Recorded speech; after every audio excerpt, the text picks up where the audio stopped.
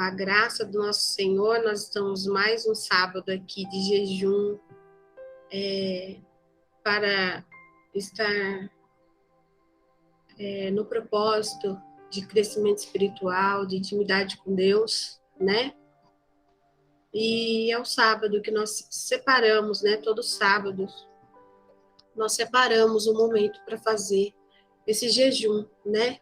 O propósito é crescimento espiritual e intimidade com Deus, tá? E a gente sempre convida alguns administradores dos grupos para estar fazendo a oração e lançando no grupo, né, do Beatitudes, que é sempre as orações entre 9 horas, meio-dia e as 15 horas. E às 18 horas a gente entrega. Devido à pandemia, nós fazemos o jejum permitindo somente alimentos líquidos devido à pandemia, né? Para não baixar a imunidade, visando a qualidade de vida e saúde dos irmãos. Mas cada um faz de acordo com a sua necessidade, a sua vontade, fica livre, tá bom? Então, hoje eu estava no Instagram e eu salvei aqui os 7 eu sou de Jesus. Em João 6, 25, 48, ele diz, eu sou o pão da vida. Em João 8, 12, ele diz, eu sou a luz do mundo. Em João 11, 25, ele diz, eu sou a ressurreição e a vida. Em João 14, 6, ele diz, eu sou o caminho, a verdade e a vida. Em João 10, 7, ele diz, eu sou a porta.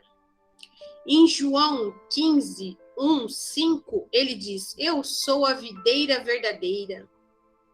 Em João 10, do 11 ao 14, né, daí a gente pode ler inteiro, mas ele diz lá, eu sou o bom pastor. Então, Jesus é bom, Deus é bom.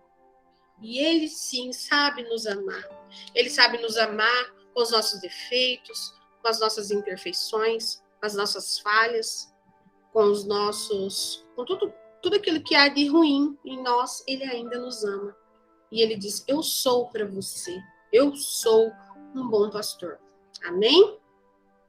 Neste momento eu quero pedir para a irmã Fabi fazer essa oração de início da nossa live e de entrega do jejum.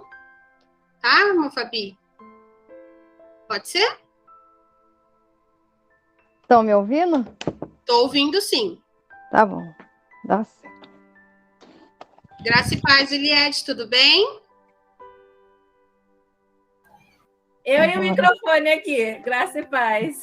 Boa noite. Tudo bom. Que bom que você está aqui, tá? Deus abençoe. Amém. Agora a irmã Fabi vai fazer a oração para a nossa entrega do jejum e para a nossa live de hoje, tá bom? Tá. Oramos. Senhor nosso Deus, Senhor nosso Pai, nesse momento, Senhor Jesus, nessa tarde desse sábado, Senhor, início de noite, Senhor Jesus, estamos aqui, Senhor, reunidos, Senhor, na sua presença, Senhor, mais uma vez, Senhor Jesus, a entrega desse jejum, Senhor Jesus, aonde passamos, Senhor Jesus, um dia, Senhor, na sua presença, um dia, Senhor Jesus, glorioso, Senhor, um dia de paz, Senhor Jesus, Senhor, que só o Senhor pôde nos conceder, Senhor Jesus. Sabemos também, Senhor Jesus, que o inimigo tentou sim se levantar, Senhor Jesus, mas maior foi o Senhor que lutou e enfrentou por nós, Senhor Jesus, as nossas batalhas, nossas guerras, Senhor. E estamos aqui, Senhor, de posse de vitória, Senhor Jesus. Senhor, quero te agradecer, Senhor Jesus, por cada uma das irmãs que está aqui presente, dos irmãos, Senhor Jesus, que querem, Senhor, buscar mais e mais de Ti, Senhor, que querem aprender mais, Senhor, da Tua palavra, Senhor, que está com sede de Ti, Senhor. Sede, Senhor Jesus, de estar, Senhor, na sua presença, Senhor, de sentir a sua presença, Senhor Jesus, na nossa vida, Senhor, porque, Senhor, de nada valeria a pena, Senhor Jesus, se nós não tivéssemos, Senhor, aqui, Senhor, na sua presença e sentíssemos, Senhor, a sua presença, Senhor Jesus. Ah, Deus, eu venho te pedir, Senhor Jesus, pela irmã, Senhor, que vai nos contar o testemunho, Senhor Jesus, que nós possamos, Senhor, ser edificada, Senhor Jesus, com a palavra que ela vai nos deixar, Senhor Jesus. Senhor, abra, Senhor, nossos ouvidos espirituais, Senhor, para que nós venhamos entender, Senhor Jesus, para que nós venhamos aprender, Senhor Jesus, com a nossa irmã, Senhor Jesus. Deus abençoa, Senhor Jesus, fortalece, Senhor, e fica conosco, Senhor, durante essa noite, Senhor Jesus, e nesse momento, Senhor, te peço, Senhor, te agradeço, Senhor, faça conforme o teu querer e a tua vontade para todo sempre. Amém. Então, o nosso tema, né, do nosso propósito de testemunhos desse mês está em Provérbios 18:10. E lá fala assim: Torre forte é o nome do Senhor, para ela correrá o justo e estará em alto retiro. Em outra versão diz: Torre forte é o nome do Senhor, a qual o justo se acolhe e está seguro. Graças a Deus, né? Porque Ele é a nossa torre forte, amigo em todo tempo, maravilhoso, poderoso, justo e santo. Glória a Deus. Neste momento, eu passo a oportunidade para a irmã Neia, né? Ela vai estar contando seu testemunho de vida, testemunho da restauração do seu casamento. A oportunidade está com você, tá bom, irmã Neia? Fique à vontade.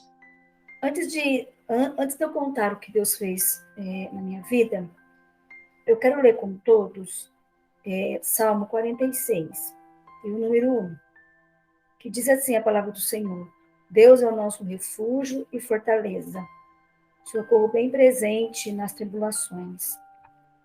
Eu gosto muito desse versículo, porque sempre quando eu estou passando por períodos tristes, por algum infortúnio na minha vida, eu sempre lembro que Deus, ele é o meu refúgio e a minha fortaleza. E ele é o meu socorro nas horas de angústia. E ele também é o socorro de cada um que está aqui. Só que tem que ter um segredo em tudo isso. Para ele ser o meu socorro, eu preciso estar conectado nele. Para ele ser o meu refúgio e fortaleza, eu preciso estar conectado nele. E se eu estou conectado nele, eu não tenho que temer. As adversidades da vida, ela vem para todos. E para uns, ela vem numa intensidade que parece que é amena, para outro, parece que é uma dificuldade mais forte. Mas para todos, a dificuldade vem. E a adversidade, ela se depara na vida de todos. Só que quando nós temos o Senhor como nosso refúgio e fortaleza, ele nos dá o escape. E para cada um, ele dá um escape de uma maneira diferente. Eu vou tentar ser o mais rápido e o sucinta possível, para não cansar os irmãos. Eu vou contar o que Deus fez na minha vida e o que ele realizou na minha vida desde quando eu era adolescente. Eu tive o privilégio de nascer no lar evangélico, e os meus pais, eles são um exemplo de vida para tudo. Eles são um casal muito temente a Deus, que nos ensinou no caminho que devíamos andar, exemplo em todos os sentidos. E aos meus 12 anos, eu não quis mais ir na igreja. Meu pai, ele não me obrigava a ir, mas ele dizia: a igreja você não é obrigado a ir, mas também eu não vou deixar você ir para as coisas que não são de Deus. Então, meu pai, ele era uma pessoa muito sábia.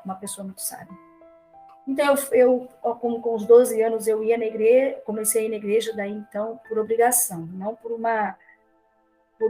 porque eu queria ir e porque eu amava Cristo, mas sim porque não tinha outro lugar para ir, então eu ia na igreja por falta de opção. E aí eu fui crescendo e dando muito trabalho com meu pai, muito trabalho com minha mãe, e batendo de frente com meu pai, batendo de frente com a minha mãe, em relação à doutrina da igreja, que eu não aceitava, muitas coisas que aconteciam na igreja, os usos e costumes eu não aceitava, eu questionava muito, e eu cresci dando muito trabalho para o meu pai e para minha mãe. quando foi no ano de 1999, minha mãe estava em uma das nossas congregações aqui na cidade de Limeira, e Deus falou assim, olha, aqui eu preciso fazer uma oração para uma mulher que sofre muito com uma filha. Aí a minha mãe falou assim, ixi, o que mais tem aqui é irmã que sofre com filho. Eu não vou lá na frente não, porque não é comigo. Aí a minha mãe disse que ele saiu do púlpito e ele foi até minha mãe. E ele falou assim, o Senhor, ele mandou ir até a pessoa, e ele chegou e falou com minha mãe, aquela pessoa que você ora, aquela filha que você ora, vou eu entrar com providência na vida dela, e vou eu tratar com ela. E quando a minha mãe disse que ela só pensou, né? Senhor, que não seja no leito de dor. Minha mãe disse que só pensou. E aí a pessoa que Deus usou para falar com ela disse assim, e vai ser no leito de dor. E não me peça misericórdia, porque eu não vou ter. Aparentemente parece assim, nossa, um Deus misericordioso, dizer que não vai ter misericórdia. Sim, hoje eu entendo. Deus ele não ia ter misericórdia naquele momento do que estava acontecendo comigo naquele momento, porque se ele tivesse misericórdia, eu não teria tido um encontro com ele. Então era necessário eu passar pelo que eu passei, para que eu pudesse hoje estar aqui falando do meu testemunho para vocês. E eu digo que o que aconteceu comigo, eu não guardo numa gaveta. Eu conto para enaltecer o nome de Jesus Cristo, para dizer que ele é bom, para confirmar que ele ainda cura, que ele ainda salva, que ele ainda restaura, que ele é o nosso refúgio e fortaleza. Por que eu digo ainda? Porque vai chegar um dia, quando nós morarmos lá no céu, as pessoas que ficarem aqui não vão ter esse refúgio e fortaleza que nós temos. Então nós temos, ele ainda é o nosso refúgio e fortaleza. E aí, né, no ano de 2000, aí quando foi no ano de 1999, o irmão falou com a minha mãe em meados de abril, quando foi em final do ano de 1999, eu fui para o norte de Minas Gerais, eu fiz uma prova, Deus abençoou, eu passei no vestibular e fui trabalhar e fui estudar numa escola federal lá na cidade de Salinas, Minas Gerais. Fui fazer curso na área de alimentação. E lá eu fui morar sozinha, fiquei sem meu pai, sem minha mãe, fui morar sozinha. E lá eu tive um encontro com Jesus. E o encontro foi de uma maneira bem dolorosa. Mas lá eu encontrei com Jesus. E o meu encontro com Jesus, ele se deu assim. Meu pai, por ser uma escola federal, então não tinha mensalidades. Mas meu pai tinha que pagar por ano. Era uma contribuição anual de R$200 por ano para que eu pudesse tomar o café da manhã e almoçar na escola. Porque eu ficava semi-interna. Eu entrava às 7 horas da manhã e saía às 5 da tarde. E à tarde, eu ficava na casa do pastor.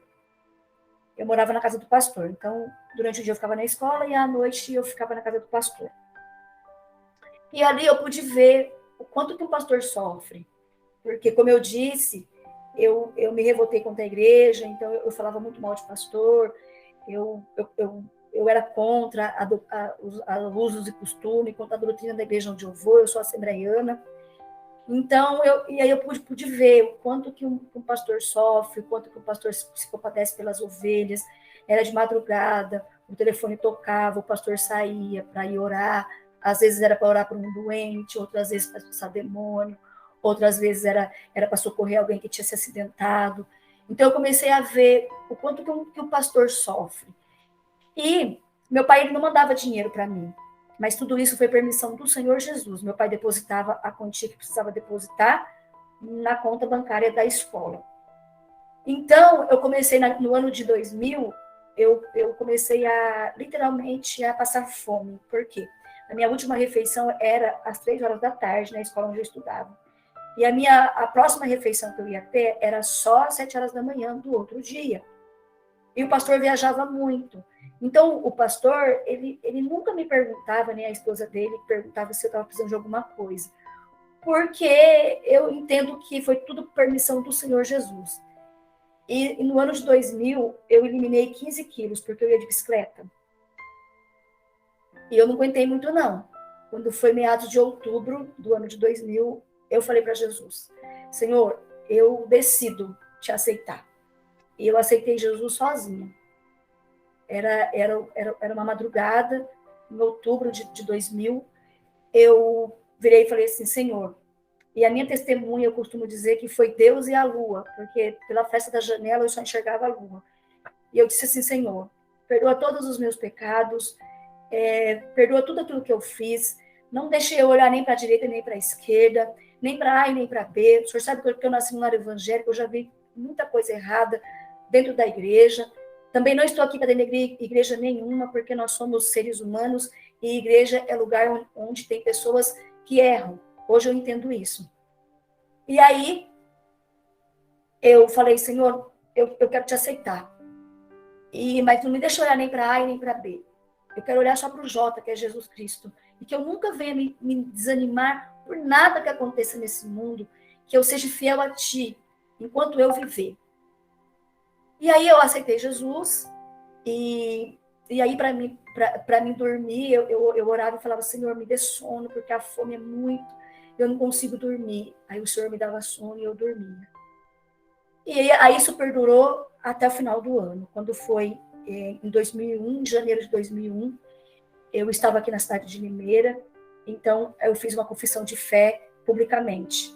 Em janeiro eu aceitei Jesus na igreja onde eu congregava, aqui em Limeira, na Assembleia de Deus, no bairro do Jardim Vista Alegre. Eu aceitei Jesus declarando para todos que a partir daquele momento eu aceitava Jesus. Já tinha aceitado Jesus sozinha, ali só foi uma confirmação, uma confissão perante todos.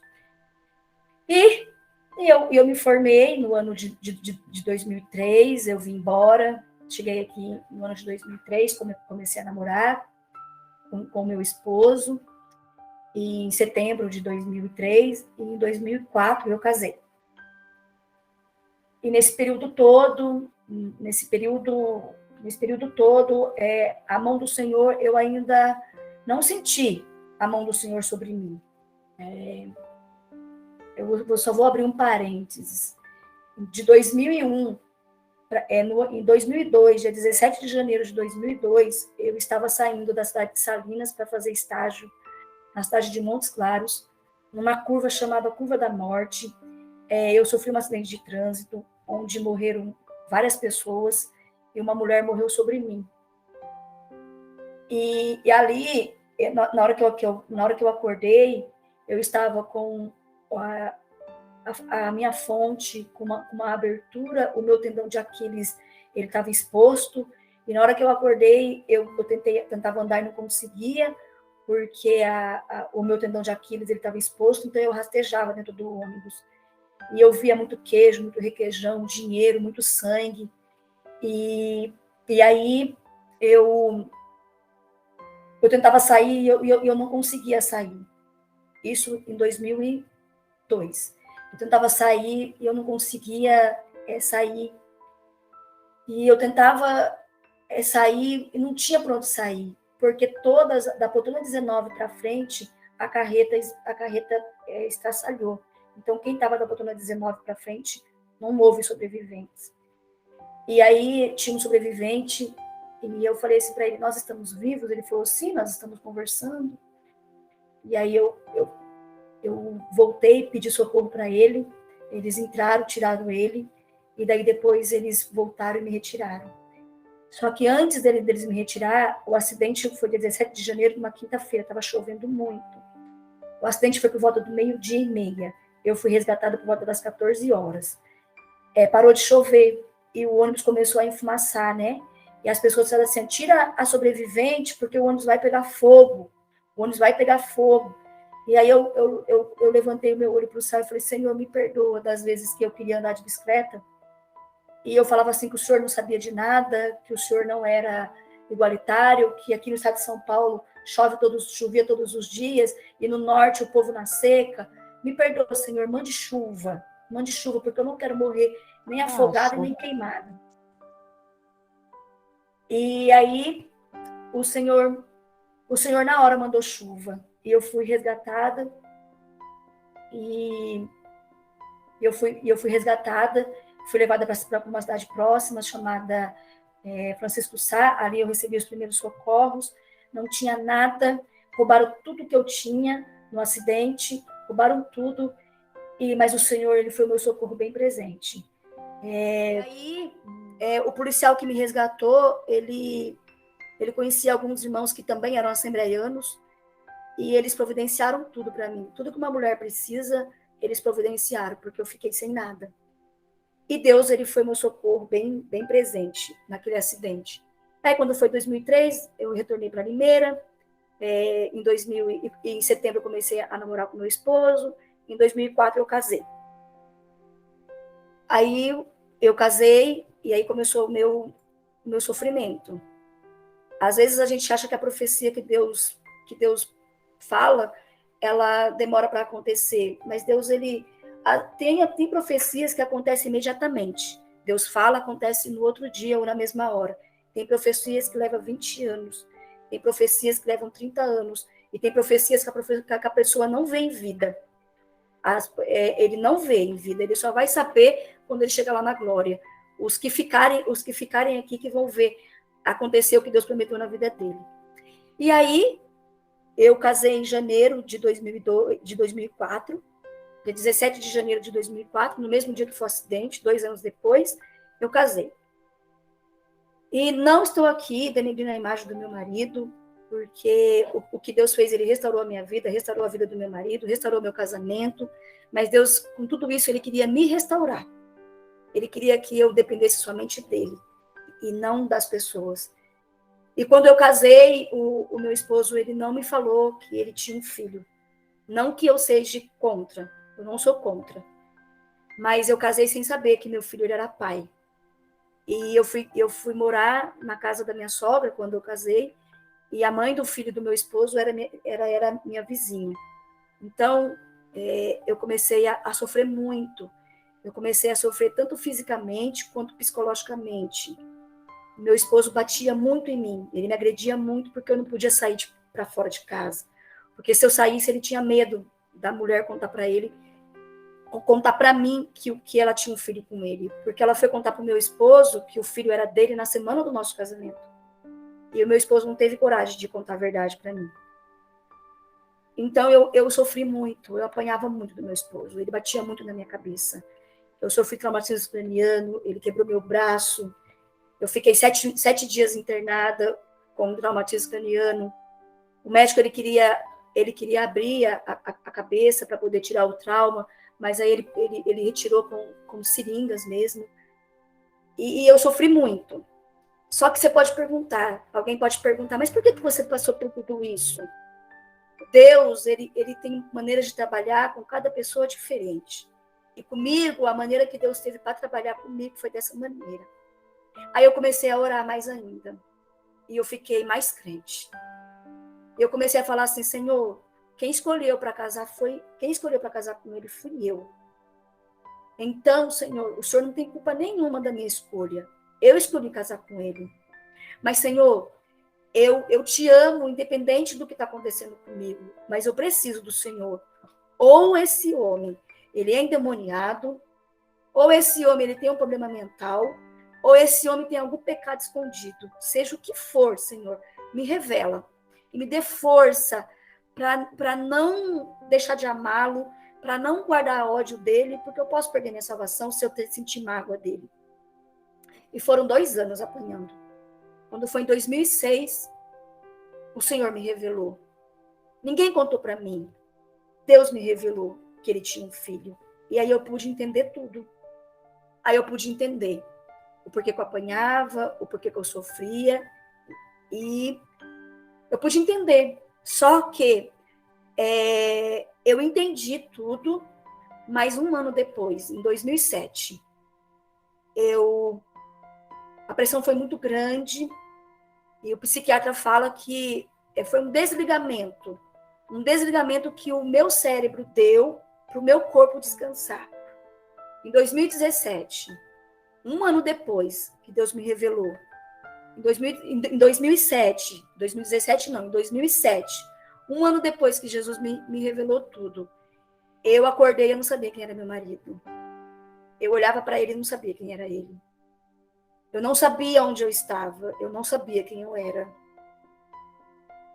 E eu só me lembro disso, que eu olhava para ele e falava assim: Joel, como você tá grande. E ele dizia: quem é Joel? Joel é meu irmão, que morreu recém-nascido. Então eu nem tive contato com meu irmão. Meu irmão nasceu e morreu. E eu olhava para o meu marido e falava que ele era o Joel.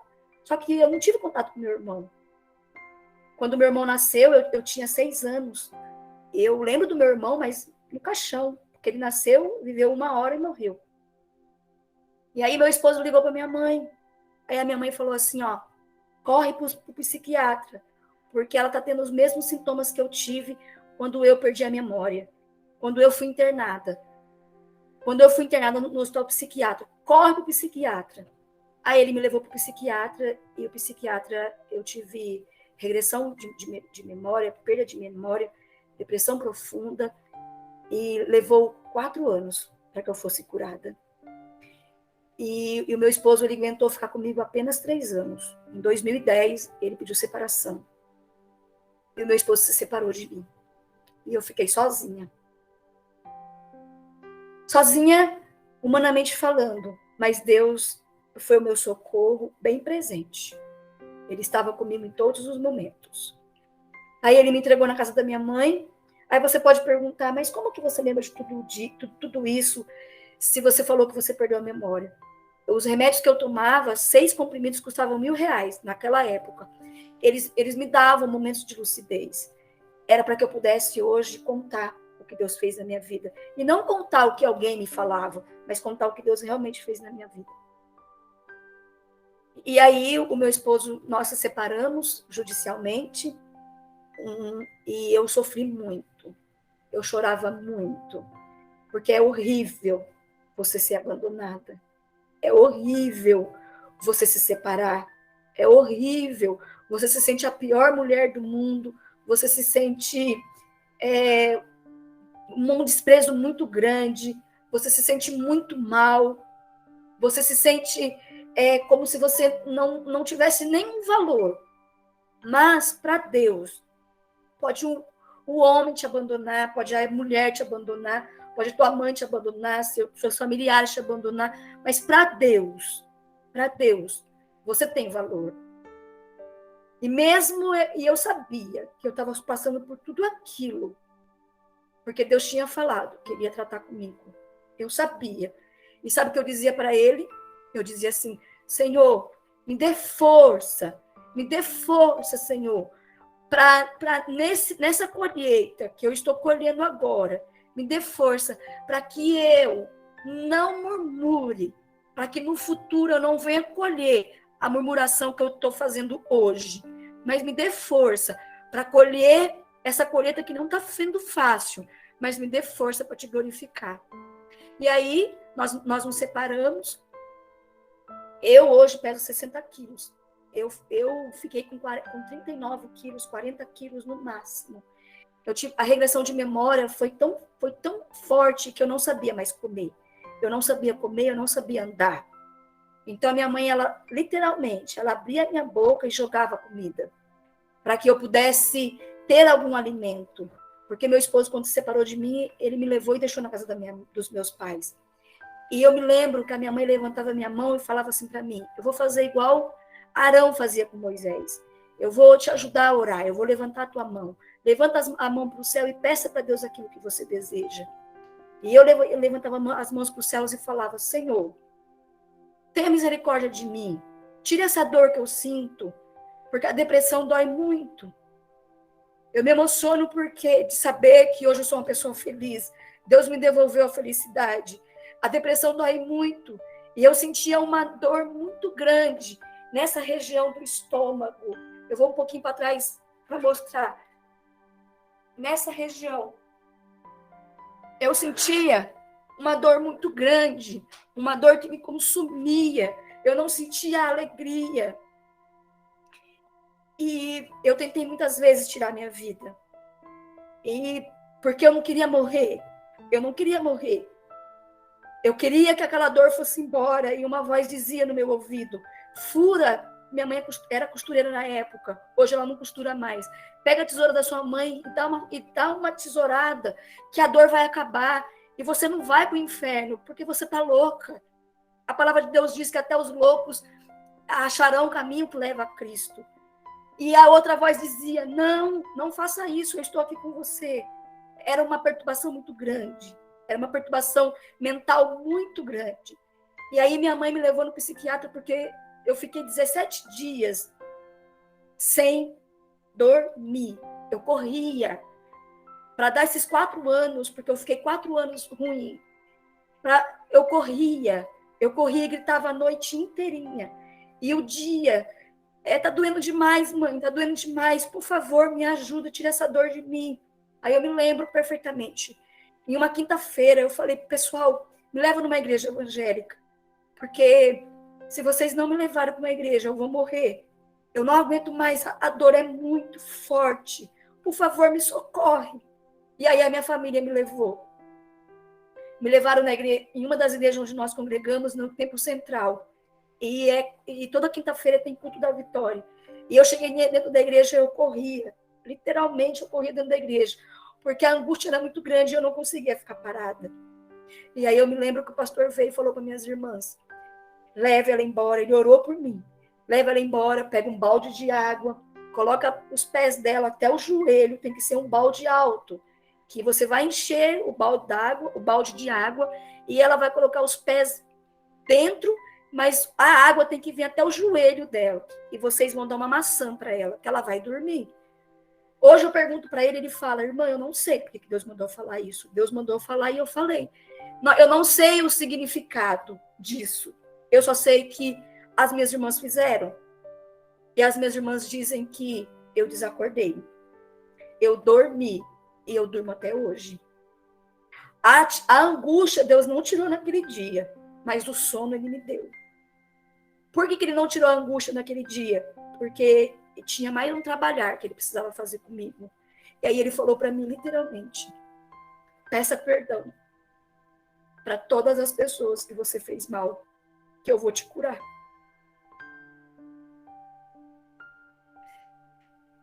Eu quero abrir um parênteses no testemunho e dizer, se tem alguém aqui nessa sala agora que tem uma mágoa de alguém e não libera perdão, que está impedindo de você receber a bênção do Senhor, é essa mágoa. Libera perdão, independente do que fizeram para você, porque Deus vai, no tempo dele, te dar a bênção que você precisa. E aí eu viajei mais de 2.000 quilômetros. Eu pedi perdão para todo mundo que eu fiz mal. Lembra que eu disse que eu falava mal do pastor da igreja? Então, eu fui na igreja onde eu congrego, aqui no Templo Sede. O pastor, na época, era o pastor Joel. Hoje ele é um pastor jubilado. E eu falei, pai, me leva na igreja. Ele falou, por quê? Porque eu falei, eu preciso pedir perdão para o pastor Joel. E aí eu subi as escadas para a galeria. E aí eu falei, ó Senhor, se for o Senhor mesmo que está falando comigo, ele vai estar aqui. Mas se é a minha mente, por causa da doença, ele não vai estar aqui. Porque eu não queria pedir perdão para ele. Porque era muito vergonhoso. Eu não queria, ele nunca tinha me feito nada. E aí quando eu subi as escadas, ele não estava. Eu falei, ufa, é coisa da minha cabeça. Ai, que bom. Na hora que eu estava voltando, ele abriu a porta e saiu. Meu coração parecia que ia sair pela boca. Eu cheguei e falei para ele, pastor, eu quero te pedir perdão, porque há muito tempo atrás eu falava mal do Senhor, mas sem o Senhor nunca me fez nada, eu falava mal porque eu queria atingir meu pai, e não o Senhor, era o inimigo que me usava. Me perdoa. Ele falou assim para mim, vem aqui, filha, me abraça. Essa noite o Senhor falou comigo que você ia vir aqui. Vai perdoada.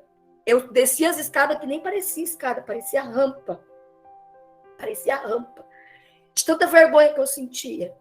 Quando eu pedi perdão para a última pessoa, a dor foi embora? Não, a dor não foi embora. Aí você pode perguntar, mas você acabou de falar que Deus falou que ia te curar? Se é assim que você pedisse perdão para todo mundo? Sim. Eu fui embora, eu deitei, eu dormi. Quando eu acordei, no outro dia, eu já sabia quem eu era. Eu já sabia onde eu estava. eu sabia, a minha memória voltou normal, normal. A minha memória voltou e eu estava normal. Aí meu esposo, a minha família me levou para o psiquiatra e ele falou assim: é um milagre, ela está curada, mas eu não posso tirar o remédio, eu não posso tirar a droga.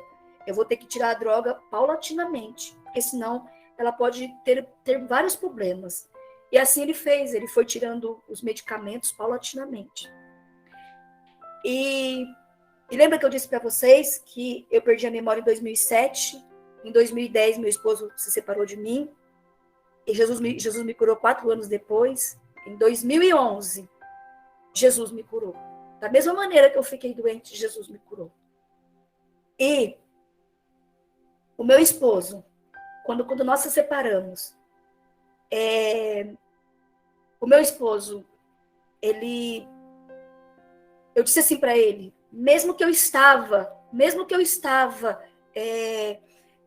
sem saber quem eu era, quando ele pediu separação para mim, eu falei para ele assim, ó, eu te perco como esposo, mas eu não te perco como cidadão do céu.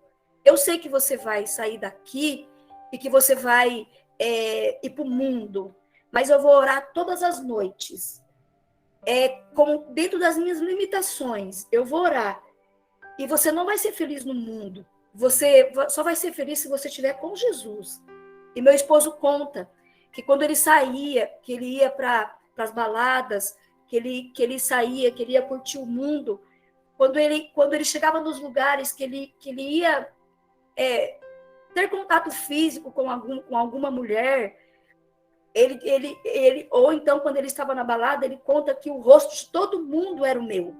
Para todo mundo que ele olhava, tanto mulher quanto homem, ele só via o meu rosto. E que quando ele ia ter contato físico com alguma mulher, a mesma coisa, ele só via meu rosto. E aí ele disse que isso começou a perturbar ele de uma tal maneira, e ele começou a falar assim, ela está orando por mim. E que uma voz dizia, o que você está fazendo aqui? Aqui não é o seu lugar. E o meu esposo, ele conversou, mesmo eu doente, ele conversou com meu pai e falou, eu quero voltar com ela. Eu quero casar de novo com ela. Mesmo ela doente, eu quero casar de novo. Mesmo que leve 10 anos, 20 anos para ela ser curada, eu quero ficar com ela. E o meu esposo voltou comigo, nós casamos de novo e eu doente. Sem Jesus ter me curado. E aí Jesus me curou em 2011. Em julho de 2011, Jesus me curou. E eu entendo que eu passei por tudo isso para entender que só Deus ele é o soberano, que só Deus ele é acima de todas as coisas. E que não adianta nós irmos contra aquela pessoa que ora, aquela pessoa que tem Deus no coração, aquela pessoa que é fidedigna, aquela pessoa que tem Jesus. Não adianta. Porque aquela pessoa que ora, meu pai e minha mãe orava por mim. E Deus falou que ele ia tratar comigo, e Deus tratou. Irmãos, quando nós se separamos, nós vendemos tudo que nós tínhamos. Tudo que nós tínhamos. Eu não conto isso para vanglória, não. Eu conto para enaltecer o nome de Jesus Cristo. O Senhor me deu uma nova casa, o Senhor me deu carro. Eu não tinha filhos, somente o filho do meu esposo. Mas o Senhor me deu 2 filhos, agora nós temos 3. E hoje eu entendo que o meu esposo não é tudo na minha vida. Porque quando o meu esposo se separou de mim, eu dizia, o que eu vou fazer agora? Ele é tudo que eu tenho. Mas quando o meu esposo se separou de mim, eu entendi. Ele não é tudo na minha vida. Tudo na minha vida é Deus. Ele faz parte da minha vida.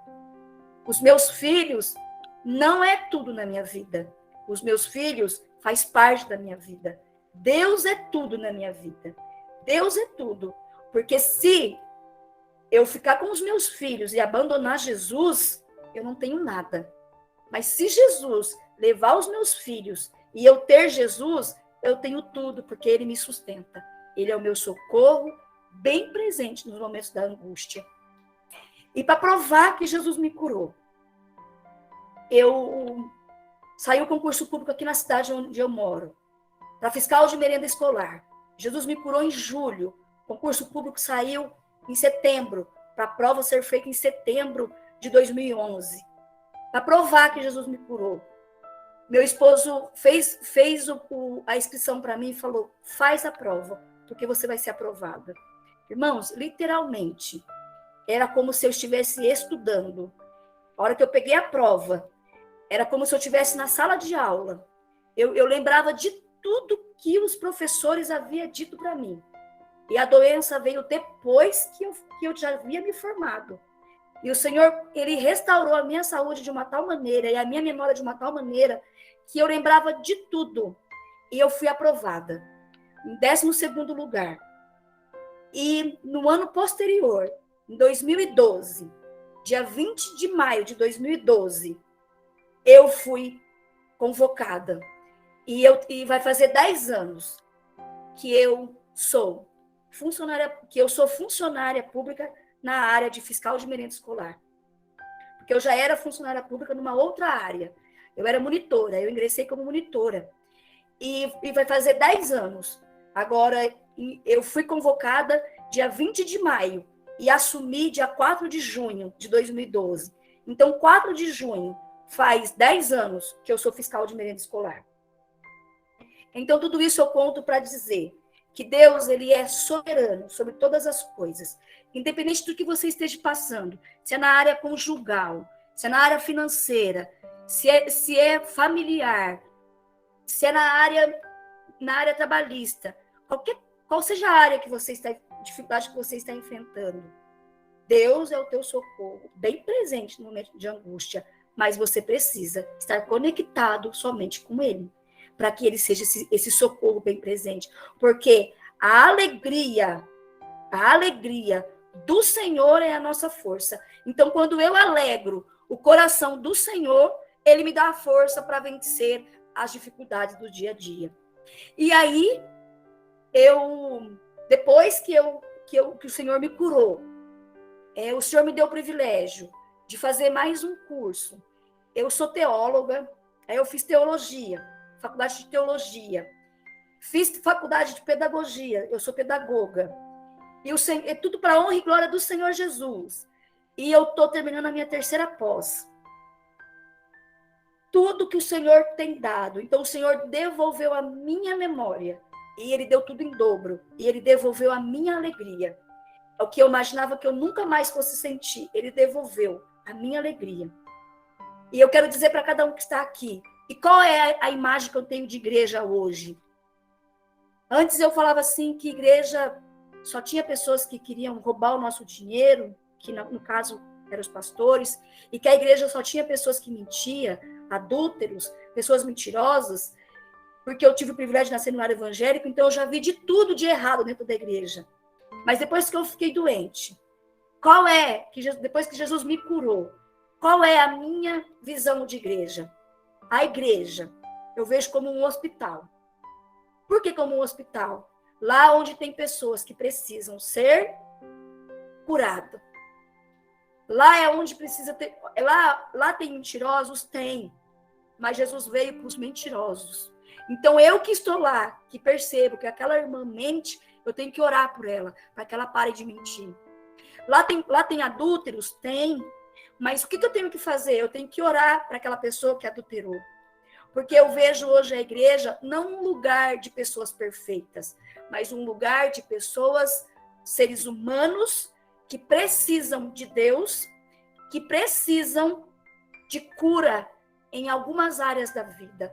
Um é na área da mentira, o outro é na área do adultério, o outro é da pornografia, o outro é da falsidade, o outro é na área do homossexualismo. Mas todos nós somos doentes. Todos nós temos uma doença. Hoje, eu superei uma doença, mas eu preciso continuar a estar conectado em Cristo para que eu não adquira a doença da mentira. Então, hoje eu vejo a igreja como um hospital espiritual, onde as pessoas entram e precisam ser tratadas. Então, a pessoa que entra, mas aquele irmão só mente. Sim, ele mente, mas existem os enfermeiros que está um pouco melhor do que aquele irmão que mente, porém ele também é ser humano. E ele precisa tratar aquele irmão na área da mentira. Aquele irmão que adultera. Sim, ele é um adúltero, e a gente aconselha, e ele continua pecando. Sim. O que nós temos que fazer? Continuar orando, intercedendo por ele. Então, hoje, a minha visão de igreja mudou completamente. Para mim, pastor, o dízimo eu tenho o direito de levar. Qual que é a minha obrigação? Levar e deixar na casa do tesouro. O que vai ser feito, aí é ele com Deus, é o pastor com Deus. As pessoas que entram na igreja e que eu olho e que a vida não está de acordo com a palavra, o que eu tenho que fazer? Hoje eu tenho essa visão. É não criticar, é orar, é jejuar pela vida dele. Então, eu vejo que tudo que aconteceu comigo foi para cumprir o que Deus falou com a minha mãe. Queria tratar comigo. E ele tratou de uma maneira que hoje eu sou. Porque Deus é bom, eu sou uma pessoa melhor. Hoje eu olho para a pessoa, mas eu não olho para a pessoa em si. Aquela pessoa é uma mentirosa, aquela pessoa é um adúltero, aquela pessoa é um enganador. Não. Aquela pessoa, ela carece da mesma restauração que Deus deu um dia na minha vida. Porque eu também mentia. Porque eu também usava de malandragem. Porque eu também fazia coisa errada. E Deus teve misericórdia, e ele me ama e ama todos. E Deus, ele tratou comigo. E eu entendi que só ele é soberano. E graças a Deus, eu agradeço a Deus por tudo que ele permitiu acontecer comigo. Porque se não fosse do jeitinho que aconteceu, eu não estaria hoje aqui para dizer para vocês que Deus é bom. E que ele é o nosso refúgio e fortaleza em momentos de angústia. E assim eu finalizo o testemunho dizendo que eu sou muito grata a Deus por essa oportunidade. Agradeço a Elana pelo convite. A Elana, nós congregamos juntas e é uma pessoa que eu admiro muito. Agradeço a Elana pelo convite e agradeço a Deus por ter me dado essa oportunidade e quero só reforçar para cada um que está aqui. Independente do que você esteja vivendo, não olhe para as circunstâncias e não olhe para o homem, olhe para Cristo, porque Cristo nunca vai nos desamparar, nunca. Entre o processo da separação, até nós casarmos de novo, foi 1 ano. Só que, como que eu superei? Muita oração e muito jejum e muito Deus. Eu costumo dizer que eu fiquei carola, não sei se essa expressão é correta mesmo, mas eu ia todo dia na igreja. Se não tinha culto na assembleia, que eu sou assembleiana, se não tinha culto na assembleia, mesmo com problema na mente, eu falava, não, eu quero ir na igreja. E eu falava para Deus, tira essa dor, é uma dor insuportável, era dor na alma, eu não sentia alegria de viver, eu não via alegria em nada, eu via as pessoas sorrindo e eu falava, tá rindo do quê? Que graça que tem nisso? Foi muito Deus. E eu esqueci de falar, porque eu estava olhando no tempo, deu 3 anos da doença, quando eu tive depressão, o meu esposo se separou porque eu tive depressão profunda e regressão de memória. Eu tive perda de memória. Então, com 3 anos, meu esposo largou de mim. E ele se envolveu com outra pessoa. Só que, assim, foi muito difícil. Eu sofri muito. Eu sentia a pior mulher. Eu me sentia um lixo, para usar um vocabulário mais claro. Eu me sentia um lixo. E aí eu fui buscando em Deus. Pedindo para Deus, e também tinha acompanhamento com psiquiatra e psicóloga. A psicóloga que eu tinha acompanhamento, não estou aqui dizendo que psicóloga que não é evangélica, não estou aqui denegrindo a imagem de quem não é evangélico, mas eu preferi procurar uma psicóloga evangélica, porque daí eu entendo que o aconselhamento dela seria na mesma linhagem que eu penso. E então uma psicóloga me orientou, me acompanhava, e o psiquiatra, E a minha família, eu tive muito apoio da minha família, não tive apoio da família do meu marido quando a gente se separou, porque eles diziam, ficou louca, tem que largar mesmo. Era isso que eles diziam. Ficou louca, não tem como. Você aguentou muito, ficou 3 anos ainda com essa mulher louca. Era essa expressão que eles diziam. Mas o psiquiatra, ele queria me internar no sanatório, no hospital psiquiátrico. Porém, como a minha mãe já foi internada, no hospital psiquiátrico, meus pais não quiseram me internar. Que foi aqueles 17 dias que eu fiquei correndo dia e noite, que eu não conseguia dormir. Aí o psiquiatra disse, então vocês vão ter que ficar 24 horas de olho nela, porque ela pode tentar tirar a vida. Mas meu pai e minha mãe não quiseram me internar. Eles quiseram cuidar de mim. Só que assim, por mais que você não tenha, como você disse, eu não tenho apoio de ninguém, a traição dói, a separação dói, nós nos sentimos um lixo, nos sentimos trocada por outra pessoa. A gente fica perguntando o que a pessoa tem de melhor do que eu. Nós nos sentimos culpada, porque o meu esposo dizia, eu te traí porque a culpa é sua. Então eu achava mesmo que a culpa era minha. Nós nos sentíamos culpadas. Nós nos sentíamos culpadas. Eu me sentia culpada. Porém, depois que eu foquei em Cristo e jejuava muito e buscava muito a Deus, ele foi sarando aquela ferida, sarando aquela dor, de tal maneira que eu olho para o meu esposo, para mim ele nunca bateu em mim, ele nunca me traiu. O amor que eu sinto por ele é como se eu tivesse casado com outro homem, que não fosse ele, que seria um segundo casamento, com uma outra pessoa. Porque o amor que eu sinto por ele não é o amor de antigamente, aquele amor que me consumia, aquele amor que eu me sentia dependente, que eu não vivia sem ele, que ele era tudo para mim, aquela dependência. Não, é um amor sadio, que eu aprendi a me amar e a me valorizar. Amo meu esposo, amo os meus filhos, mas entendo que eles não é tudo para mim, eles fazem parte da minha vida. Então, eu consegui superar, eu não. Deus me ajudou a superar, orando muito, lendo muito a Bíblia, jejuando muito e pedindo para Deus. Deus, não me deixe sentir raiva, porque às vezes eu sentia raiva dele e da mulher. Eu sentia raiva. Eu dizia, Deus, não me deixe sentir raiva, não me deixe sentir ódio.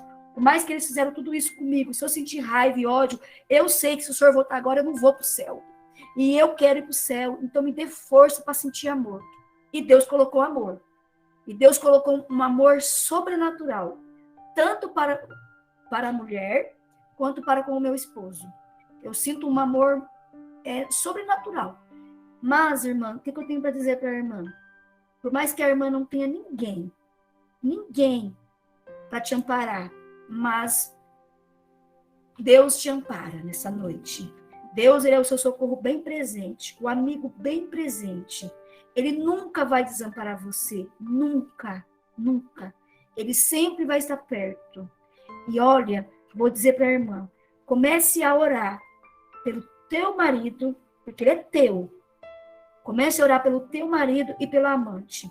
Comece a orar. Porque quando nós oramos pelas pessoas que nos fazem mal, Deus, ele vem de uma maneira sobrenatural sobre as nossas vidas, porque daí nós estamos liberando perdão, nós vamos sendo curados, vai entrando um bálsamo dentro de nós, o mais difícil que seja.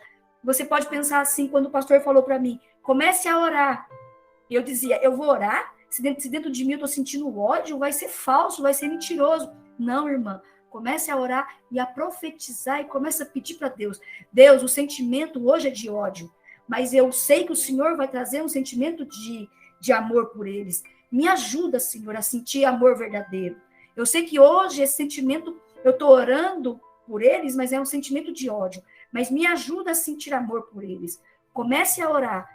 Então eu tive apoio psiquiátrico, apoio psicológico, a minha família e um pastor aqui da igreja onde eu vou, ele chama Jonas. E o pastor Jonas, na igreja onde eu vou, ele conversava muito comigo. e aí ele me dava muitos conselhos, e aí foi ele que falou para mim, orar pelo meu marido. E no começo era muito difícil, mas depois ficou muito fácil de orar por ele, mesmo por tudo que ele tinha feito por mim. E eu vi que quando você ora por aqueles que te aborrecem, por aqueles que te faz mal, as bênçãos do Senhor vêm sob medida. Sabe por quê? Porque você fecha a brecha que Satanás tem para entrar. Porque a falta de perdão é uma brecha.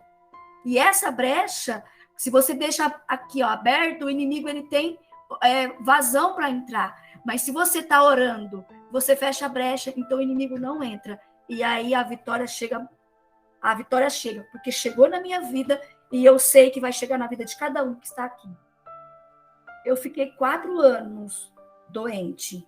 A doença durou 4 anos. Eu fiquei doente em 2007, Jesus me curou em 2011. Meu esposo ficou comigo durante o período da doença 3 anos. Quando ele se separou de mim, que levou 1 ano para que nós voltássemos, nós só conversávamos judicialmente. Porque para nós nos separarmos, foi 7 audiências.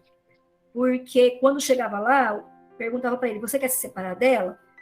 Longe de mim ele dizia que não, perto de mim ele dizia que sim. E eu dizia sempre, eu não quero separar dele, eu vou separar porque ele quer. Então, eles diziam assim, a moça que está doente tem certeza do que quer, e o rapaz que está bom, perto dela fala que quer separar, e longe dela fala que não quer separar. Então, nós tínhamos contato judicialmente, nós não tínhamos contato físico.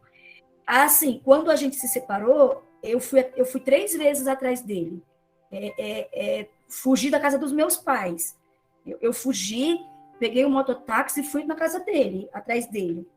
Só que na 3ª vez que eu cheguei lá, que eu fui atrás dele, ele começou a me humilhar muito, sabe? Ele e a mãe dele. Começou a falar assim, eu não quero você, para de vir atrás de mim, já estou com várias mulheres, eu estou vivendo a minha vida, eu estou vivendo a minha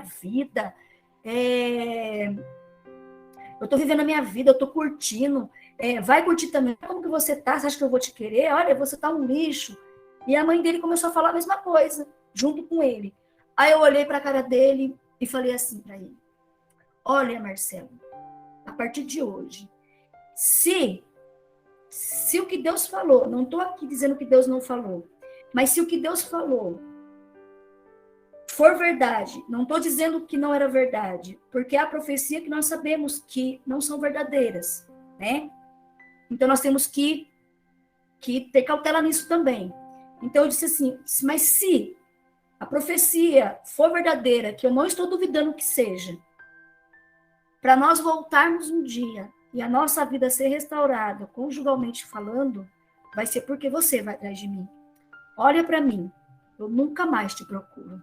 E eu nunca mais ligo para você. E eu nunca mais te procuro. E eu comecei a fazer isso. Por mais que eu quisesse, eu não procurei ele. Ele trabalhava com telefonia, né? Na empresa NET. Então, quando eu vi o carro da NET, eu saía literalmente correndo, eu fugia dele, porque eu não queria vê-lo mais. Por que eu não queria vê-lo? Porque eu o amava. E vê-lo me fazia sofrer. Porque ele estava muito bem. Ele muito feliz, muito contente. Nossa, super feliz. Aí, o que eu fiz? Cheguei na casa da minha mãe, peguei meu álbum de casamento, peguei a fita de casamento, quebrei e destruí tudo. Porque quando eu sentia a saudade dele, eu pegava o álbum de casamento e ficava chorando. Eu falei, não quero nada que me lembre a ele. Se um dia eu tiver que voltar com ele, vai ser porque o Senhor fez uma obra, mas eu não vou ficar sofrendo por causa dele, não. Eu não posso, eu tenho que me valorizar. E eu comecei a fazer isso. E depois que eu comecei a fazer isso, eu comecei a determinar, e eu comecei a orar, e falei, Jesus, eu venci mais um dia. Aí no calendário da casa da minha mãe, eu riscava, vitoriosa, mais um dia. Deus me ajudou a vencer mais um dia que eu não fui atrás dele, mais um dia que eu não liguei para ele, mais um dia que eu venci sem ele, porque Deus me sustentou, porque Deus me ajudou. E fui fazendo isso, e fui vencendo. Aí ele ficou sabendo que eu tinha viajado para Camboriú, no Congresso dos Gideões. Aí ele falou que ele ficou louco, porque ele falou, pronto, eu traí ela, larguei dela. Ela vai para Camboriú, com certeza. Ela vai casar com um pastor lá, vai embora, eu nunca mais vou vê-la.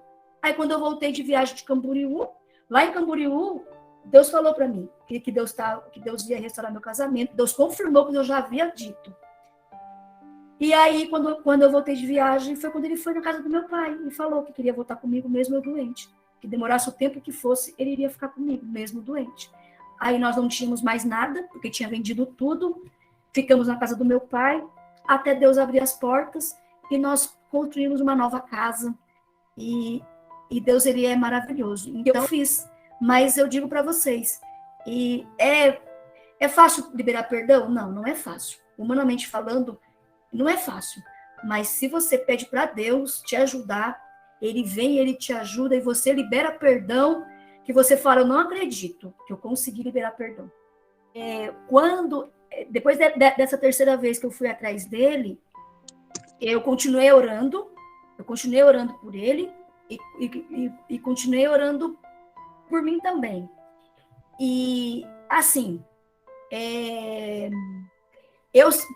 eu digo que ele estava feliz, porque quando nós nos encontrávamos judicialmente, ele estava muito feliz e muito lindo, muito bem arrumado, muito para cima. E aí ele me humilhava, e todas as vezes judicialmente que eu encontrava com ele sabia que eu estava para baixo, porque eu chegava, eu não falava nada para ele, depois dessa terceira vez. Até a gente se separar, até essa terceira vez eu me humilhava. Na terceira vez que eu falei que eu nunca mais ia atrás dele, nós só nos encontramos judicialmente. Então, quando a gente se encontrava, ele sabia que eu estava triste, mas eu não me humilhava mais, entendeu? Mas é só que o semblante dele, internamente, eu não sei dizer, mas o exterior, para mim, ele estava muito feliz. Muito feliz, ele transmitia que estava muito feliz. Porém... Mas ele chegou a falar para a senhora que ele estava bem, ou chegou um momento que, depois que vocês voltaram, que ele voltou para a senhora, ele comentou depois já que ele não vivia bem lá, como foi o outro lado dele? Sim, depois que nós voltamos, aí ele falou para mim, ele falou assim, olha, tudo aquilo que eu fazia, tudo aquilo que eu falava, que eu estava bem, que eu era feliz, era tudo mentira. Eu não estava bem, eu não estava feliz. Eu ia para as baladas, todas as pessoas que eu olhava, o rosto era o seu. Tanto de mulher quanto de homem, o rosto era o seu. Eu não estava feliz em nenhum momento. E quando eu chegava nos bailes, uma voz dizia assim para mim, o que você está fazendo aqui? O que você está fazendo aqui? Aí ele disse assim para mim, olha, eu consegui sair apenas 3 meses, que eu saí com muitas mulheres, que eu fiquei na farra. Depois desses 3 meses, eu não consegui mais. Eu não conseguia sair, porque uma angústia tomou conta de mim. Mas quando ele se encontrava comigo, ele demonstrava que ele estava muito feliz, muito bem arrumado, muito, muito bem. Aí ele fazia questão de dizer que, soltar algum comentário que estava saindo com uma, saindo com outra, mesmo que ele não estava mais, entendeu? Mas, assim, agora ele fala assim, o que fez eu ir atrás de você foi a sua viagem para Camboriú. Ele ficou sabendo que eu viajei para Camboriú. E aí ele falou, pronto, ela vai arrumar um pastor lá, vai casar, vai ficar por lá, ela vai embora, porque eu atraí, ela vai embora, e eu nunca mais vou vê-la. E o que me fez ir atrás de você foi sua viagem para Camboriú. E então olha, ele já estava sentindo, já estava sendo tocado, né, pelo Espírito Santo. Sim, ele já estava sendo tocado. E eu viajei para Camboriú doente. Eu falei, pai, deixa eu ir. Ele falou assim, mas minha filha, você está doente, você não... Às vezes você perde a memória, você não sabe onde você está. Eu falei, pai, vamos fazer o seguinte, eu tomo um remédio antes de eu embarcar, antes de eu entrar no ônibus. Eu tomo um remédio. E lá na rodoviária, o irmão pede pro irmão Emílio, que é o irmão que me hospedou na casa dele, já ir na rodoviária me pegar. Porque se eu não souber quem eu sou, ele já vai estar lá e ele sabe quem eu sou, ele me pega. Aí meu pai fez. Aí meu pai falou, não desce do ônibus para nada, só fica dentro do ônibus, porque daqui em Camboriú, acho que foi umas 12 horas de ônibus. E aí assim foi. E eu fui para Camboriú porque eu queria que Deus falasse comigo. E de novo, e realmente cheguei lá, Deus não falou no congresso, Deus falou no culto de agradecimento, numa quarta-feira, um culto que não tinha 30 pessoas. Deus falou comigo que Deus ia restaurar, que Deus ia pôr tudo no lugar. Deus, ele é maravilhoso. O deserto, ele é terrível. O deserto, ele é... Mas você aprende muito. E é muito bom ter experiência para contar. E não contar a experiência do amigo. Contar as suas experiências, assim como Jó. Eu só te conhecia de falar. Hoje eu te conheço porque eu vivi experiência. É muito bom viver a experiência. No momento, não é bom, não. Mas depois que passa, que Deus te dá a vitória, é maravilhoso. Amém. Amém. Obrigada. De nada, querida. Obrigada, irmã Neia. Deus abençoe. O pastor Edeli vai dar uma palavra agora, tá bom? Para nós encerrarmos a nossa live, tá bom? Pastor Edeli? Boa noite, graça e paz a todos. Queria agradecer, a princípio, ao nosso Deus pela oportunidade de estarmos virtualmente juntos essa noite. Em seguida, agradecer a irmã Josinéia, que veio compartilhar o seu testemunho, e a minha filha Elana, por estar coordenando os trabalhos essa noite. Queridos, um testemunho, como bem disse a irmã, a princípio, a primeira mensagem que ele traz para nós é a glória de Deus na execução de uma restauração. Então, nós temos que olhar para isso. Os processos, eles são todos diferentes. Deus vai agir de uma forma distinta com a Rose, com a Silvânia, né, com a Aparecida, com todas as irmãs que estão aqui. As histórias, a história da Josinéia, ela é um processo próprio da Josinéia com o Senhor. Então, o que fica do belíssimo testemunho da irmã? Primeiro, soberania de Deus. Segundo, gente, e prestem bastante atenção nisso, a dependência completa em Deus. Quando a irmã diz que achava que o marido era tudo na vida, mas descobriu que Deus sim é tudo na vida dela, essa é uma mensagem riquíssima. Quando você descobre isso, o peso que tem o deserto fica mais fácil de ser suportável. Deus age assim com todo mundo? Sim, Deus age assim com todo mundo, porque a sua palavra diz que a misericórdia dele é renovada a cada manhã.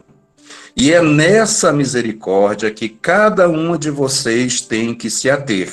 É nessa misericórdia que Deus vai sustentar cada uma de vocês a cada dia. Não é para a semana, não é para o mês, não é para o ano, é diariamente. Quando você entende a soberania de Deus, quando você entende que Deus é suficiente para você. Como bem disse a irmã Josinéia, não são os filhos, não é seu cônjuge, não é seu esposo, sua esposa, é Deus. Quando você descobre que Deus é suficiente para você, você abre muito mais espaço para poder transpor esse deserto sem esse peso todo que o deserto tem. Então, queridas irmãs e irmãos que estão aqui reunidos essa noite, um testemunho, ele nos traz essa maravilha que é a manifestação da glória de Deus. Os processos são completamente diferentes, mas nós temos que nos ater à manifestação da glória de Deus na restauração de um casamento. E Deus vai tratar de forma distinta com cada uma de vocês, vocês podem ter certeza. Pastor, como é que eu faço então? Busque de forma incessante. A irmã diz que começou até a se achar um pouco carola porque buscava de forma incessante, e é isso que você tem que fazer. Ele, o Senhor Deus, tem que ser o seu primeiro, o seu último pensamento do dia.